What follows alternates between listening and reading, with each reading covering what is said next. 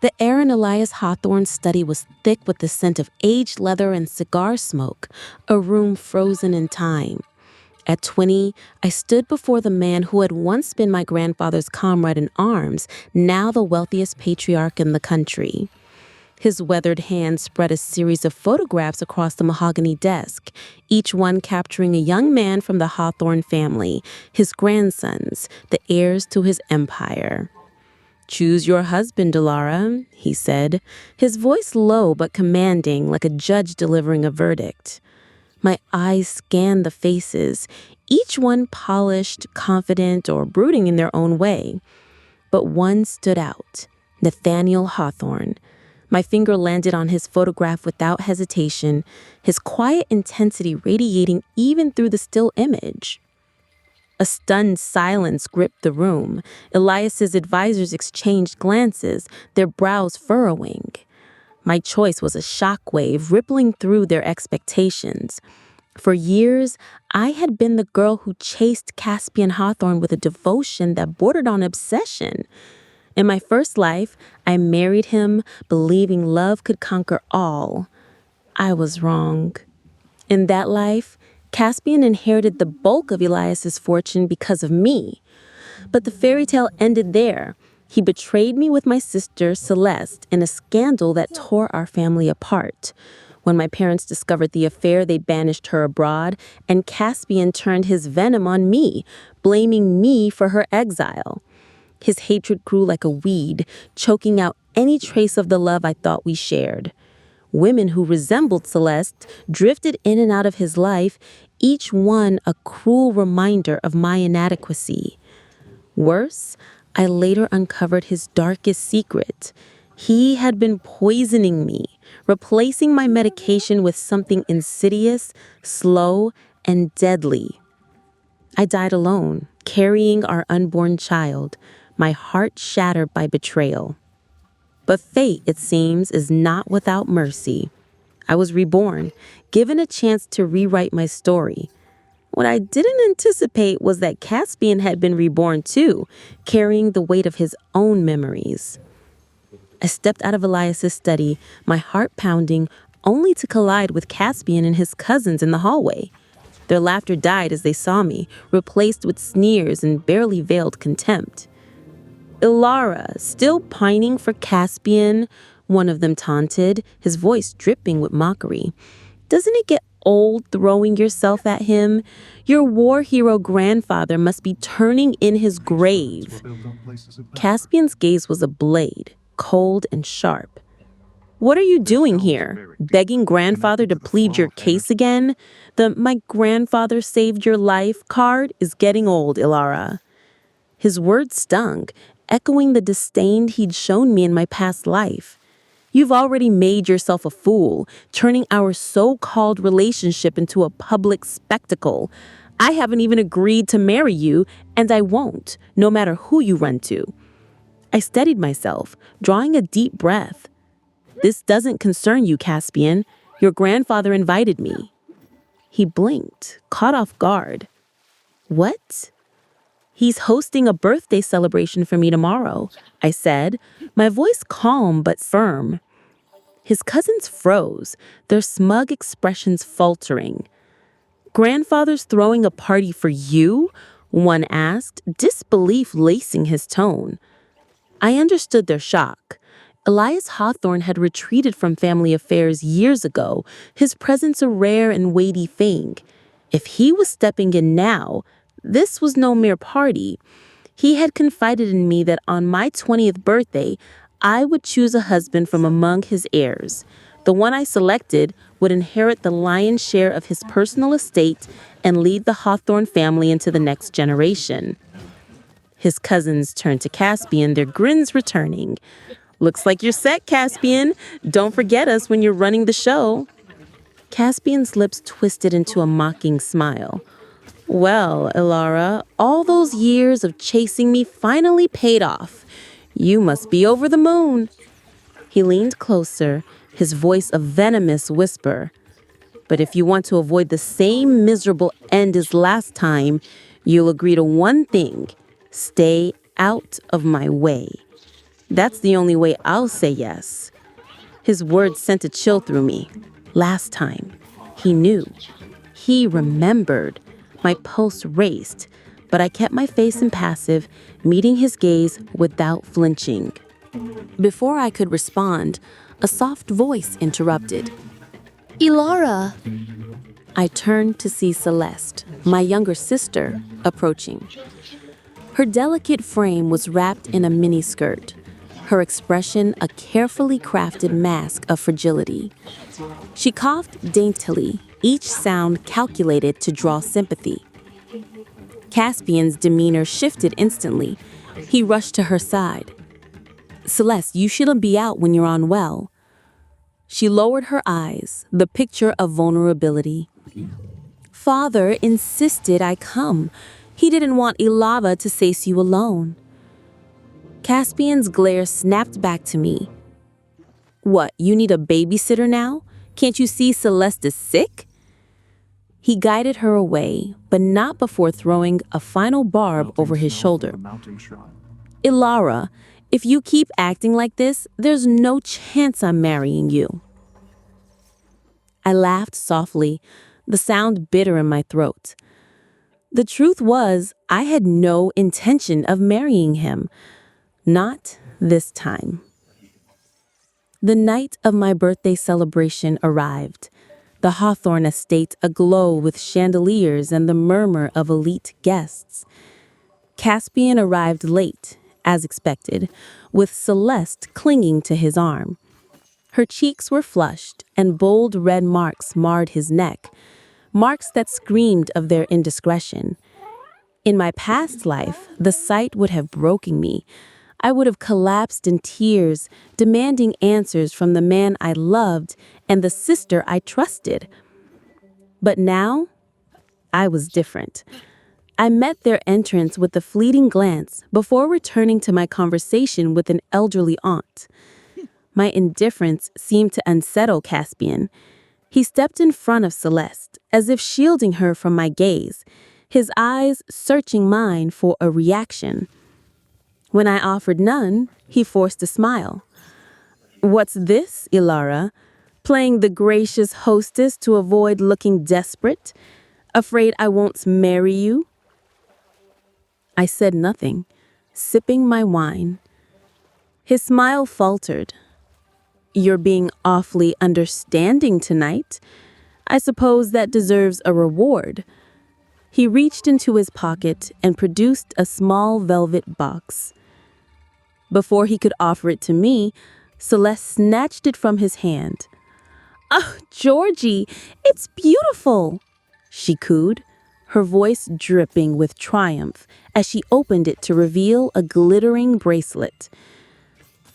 "I shouldn't take it," she said, her eyes locked on mine. "It's Ilara's birthday after all." Caspian waved her off. "Keep it, Celeste. I'll get Ilara something else later. She'll love anything I give her." Laughter rippled through the room, sharp and mocking. I remember how I used to cherish every trinket Caspian tossed my way, how I once clung to a rain-soaked jacket he draped over me as if it were a sacred relic. I remembered the humiliation when he caught me treasuring it, his cruel words cutting deeper than any blade. "How can you be so pathetic?" Elias had defended me then, striking Caspian with his cane, but the damage was done. Caspian turned my devotion into a joke, a story to entertain his friends at my expense. Now, I felt only pity for the girl I had been.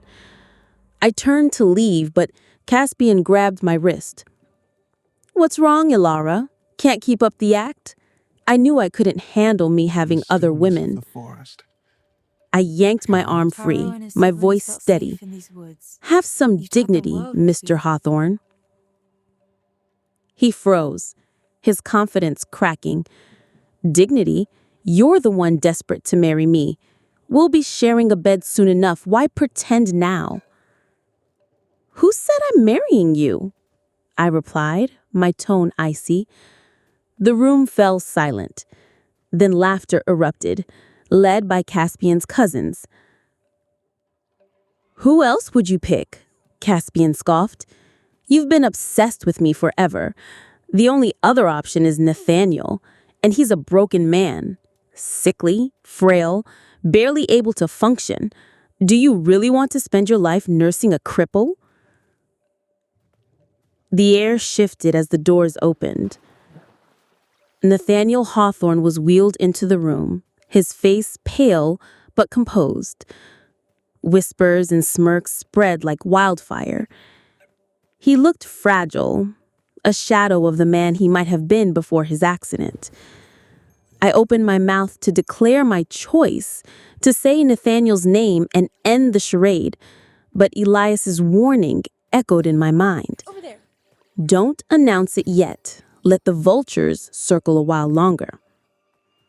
The Hawthorne family was a nest of ambition, each member hungry for Elias's fortune. Declaring my choice too soon would paint a target on Nathaniel's back, and mine. So I held my tongue, letting Caspian and his cousins laugh, their mockery a dull roar in my ears. Nathaniel's eyes met mine, a flicker of disappointment in their depths. He thought I was hesitating out of doubt. I wanted to reassure him, but silence was my shield for now. I turned and walked away, leaving the laughter behind. In the car ride home, Celeste sat beside me, her diamond bracelet catching the moonlight. She flicked her wrist, making the gems sparkle, her smile sharp as a blade. "You'll never have his heart, Ilara, even if you marry him," she said, her voice sweet but venomous. "George belongs to me." To the world, Celeste was a delicate flower, all soft smiles and gentle words. But in private, her true colors bled through, bitter, competitive, always craving what was mine. I remembered the day I found her with Caspian in my past life, her trembling form cradled in his arms as if I were the monster. The shock had sent me reeling, my world collapsing in an instant. Now, I smiled faintly. "You're right, Celeste. A marriage without love is meaningless. I hope you and Caspian find happiness together, truly." Her eyes widened, then narrowed with suspicion. "You can pretend it doesn't hurt, but I know you're dying inside. George loves me." I turned to the window, watching the city lights blur past. Let her have him. I wanted to see how far her victory would take her in this life. Weeks later, Thanksgiving brought me back to the Hawthorne estate, a basket of gifts for Elias in hand. Celeste was there, radiant in a designer gown, her jewelry a glittering testament to Caspian's attention. "Ilara," she purred, blocking my path. "George bought me all of this. I told him I don't care for extravagance, but he insisted I'm the only one worthy of it." Her words were meant to wound, but they only irritated me. I tried to step past her, but she moved closer, her voice dropping to a whisper. "Why are you so cold? I just want to share my joy. Love isn't something we can control, you know." Tears welled in her eyes, a performance perfected over years. Before I could push her aside, she stumbled dramatically, collapsing to the floor with the cry, "Ilara, how could you hit me? I'm your sister." Caspian stormed in, his face a mask of fury. "Ilara, what on earth is wrong with you? Attacking your own sister? Have you no shame?" I laughed, the sound sharp and hollow. "Celeste, you're young, but your tricks are already so polished." Before I could say more, Caspian's hand struck my cheek, the slap echoing through the hall. My skin burned, and I raised my hand instinctively, ready to retaliate, but the crowd of guests stopped me. Their whispers filled the air, judgmental and cruel. "Isn't that the Leighton girl, fighting with her sister over a man? Pathetic." Caspian's expression twisted with disgust. "Apologize to Celeste, Ilara. I can't believe I'm stuck with someone like you." Behind him, Celeste's smug smile gleamed, but Caspian hesitated, realizing he'd gone too far. He reached for me, but Celeste clung to his arm, feigning distress. "Georgie, something in my eye. Can you look?" The guest's whispers grew louder, their judgment a weight I no longer cared to bear. I remembered how I had once taken up kickboxing to scare off Caspian's admirers, how I had bragged about protecting what was mine. The memory made me cringe. Caspian stepped closer, his voice low. "Grandfather's announcing our engagement today. If you want to marry me, remember my terms. Separate lives, no interference. That's the deal." I stared at him, incredulous. How could someone so privileged be so delusional? Before I could respond, Elias's assistant, Marcus, appeared, his voice cutting through the tension. "What's this commotion? It's Thanksgiving. Are you trying to ruin Mr. Hawthorne's holiday?" Behind him stood Nathaniel, no longer in a wheelchair. He wore a tailored suit, his posture strong despite the faint pallor of his skin. His eyes found mine, and he moved past the crowd to stand at my side. "Are you all right?" he asked, his voice soft but steady. The sight of him stirred a memory from my past life. I had been a shell of myself, wandering the streets after Caspian's betrayal. A car had pulled up beside me, and Nathaniel's voice had called out, "Ilara, what are you doing here?" I thought his formality meant he despised me, but now I saw the truth. He had cared, even then. He asked me now, his gaze on my reddened cheek, "Does it hurt?" I smiled through a sting of tears. "I'm fine." Caspian scoffed, "Why do you care, Nathaniel? She's your future sister-in-law." Marcus's expression tightened, but he said nothing, ushering us toward the living room. As Caspian passed, he muttered, "Don't forget my terms, Ilara." He thought he held all the cards. He was wrong. The living room was a sea of anticipation. The Hawthorne family and their guests gathered around a small platform. Elias descended the stairs, his silver hair gleaming under the chandelier's light, his presence silencing the room. He took my hand, his grip firm and warm. "Today is a momentous occasion," he began, his voice carrying the weight of decades. "Ilara has turned 20, and per the agreement with her grandfather, she will marry one of my grandsons. The couple will inherit 80% of my personal estate." Gasps echoed through the room. The Hawthorne fortune was a legend, a prize that sparked envy in every heart present. "I wish to witness their happiness today," Elias continued. Caspian stepped forward, his chin high, certain of his place, but Elias raised a hand, stopping him cold. From the side of the room, Nathaniel emerged, a bouquet of white roses in his hands. He had changed into a new suit, his frailty replaced by a quiet strength that made the room take notice. He approached me, his voice steady. "Ilara, are you ready?" The room erupted in chaos. "How is it him?" a cousin shouted. "Ilara's obsessed with Caspian. This must be a mistake." Caspian's face flushed with rage. "Grandfather, is this a mistake?" Elias's eyes narrowed. "I'm old, but I'm not senile. Ilara chose Nathaniel." Marcus stepped forward, his tone final. "The decision is clear. Ilara chose Nathaniel as her fiancé." Caspian shook his head, desperation creeping into his voice. "No, that's impossible. Ilara, tell them you chose me. Grandfather must have misheard." I met his gaze, my voice like steel. "I chose Nathaniel." Nathaniel's eyes flickered with surprise, then gratitude. Caspian grabbed my wrist, his grip bruising. "You've always loved me. Everyone knows it. This is a mistake." Marcus intervened, prying Caspian's hand away. "Enough. Get him out of here." Caspian's cousins dragged him away, his shouts echoing down the hall. "Ilara, say something! You chose me!" Elias waved a hand. "Close the door." The room fell silent. Marcus handed me an envelope, his voice formal. "Ilara, this is Mr. Hawthorne's gift to you and Nathaniel. He wishes you a long and happy life." I didn't need to open it to know it contained the keys to Elias's empire.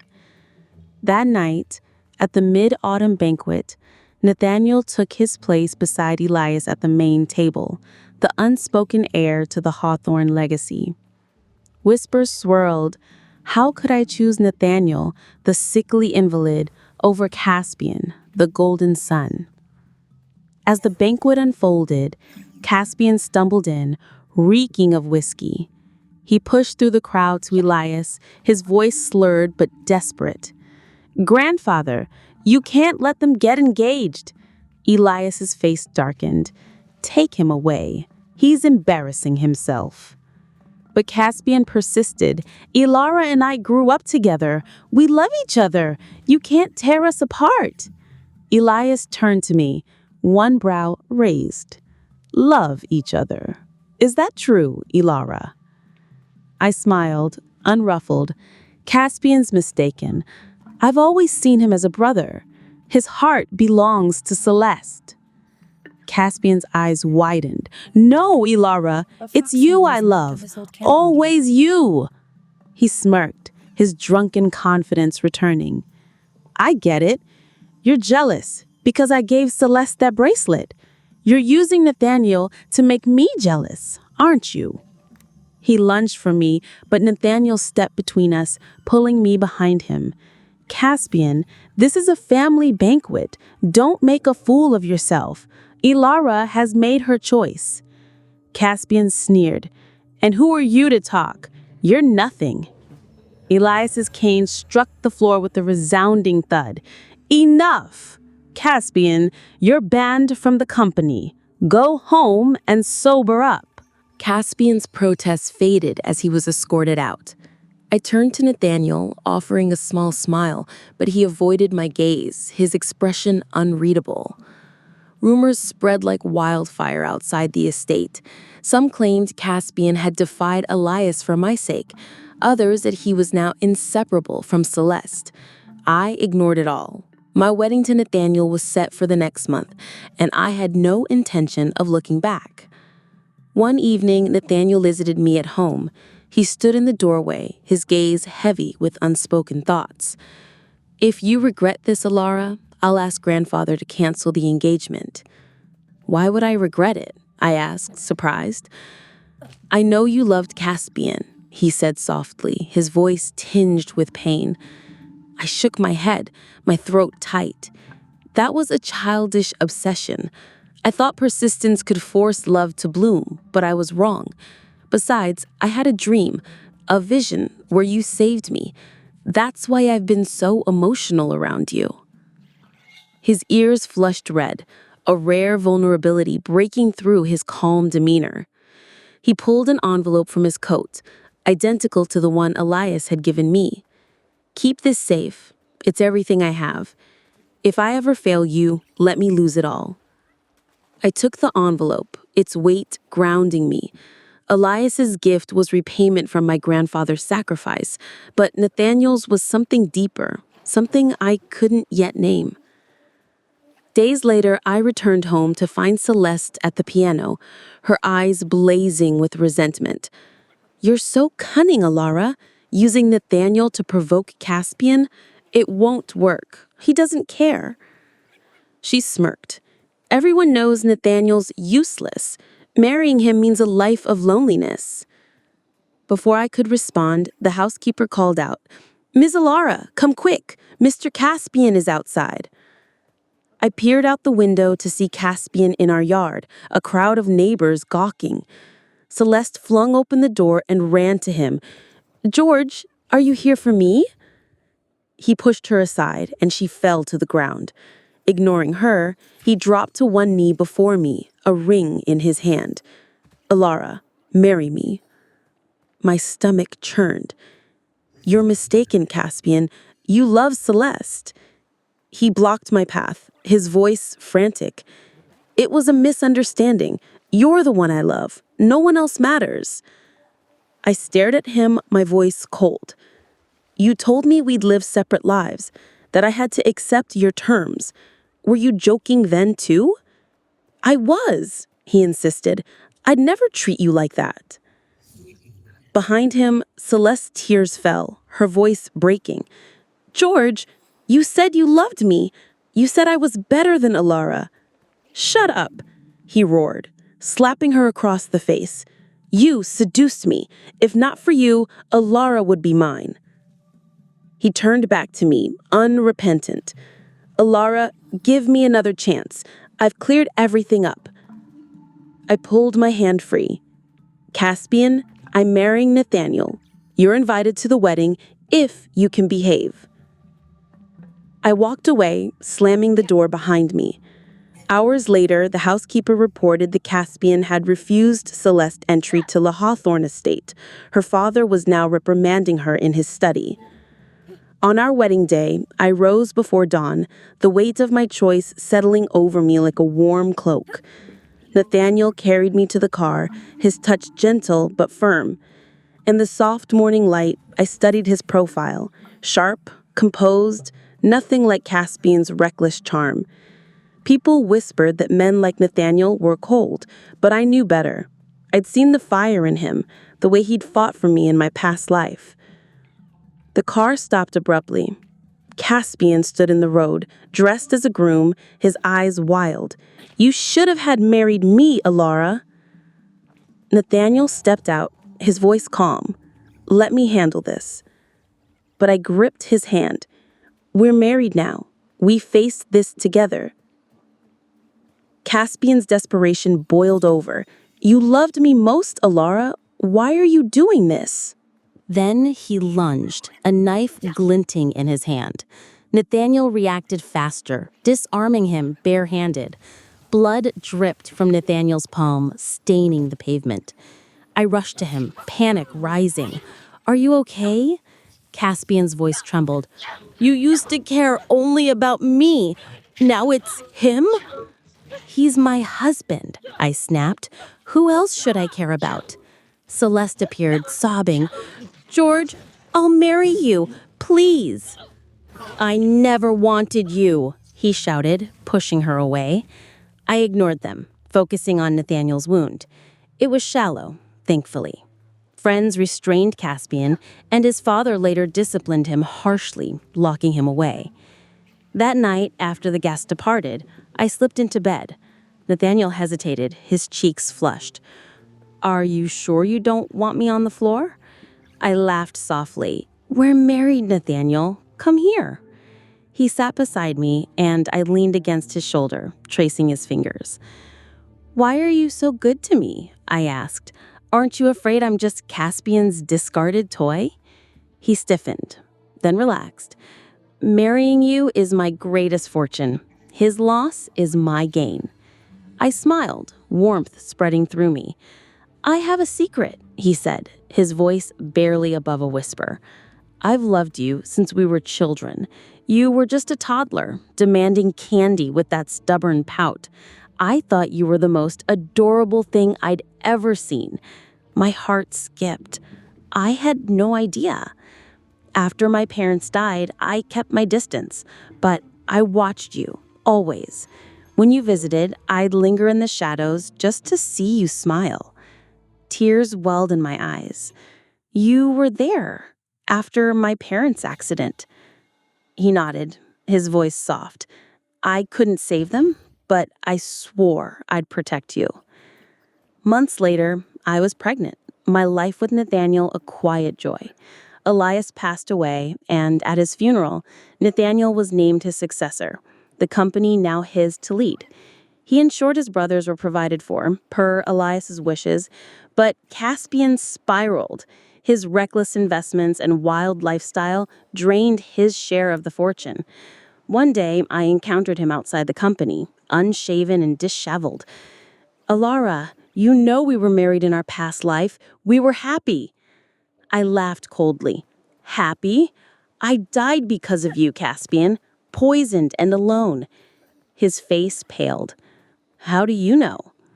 You're not the only one reborn, I said, turning away. As I walked toward the elevator, shouts erupted behind me. There's been an accident!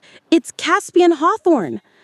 I didn't look back. My future lay ahead, with Nathaniel and the life we were building together. The shadows of my past life faded, replaced by the warmth of a love I'd never dared to dream of.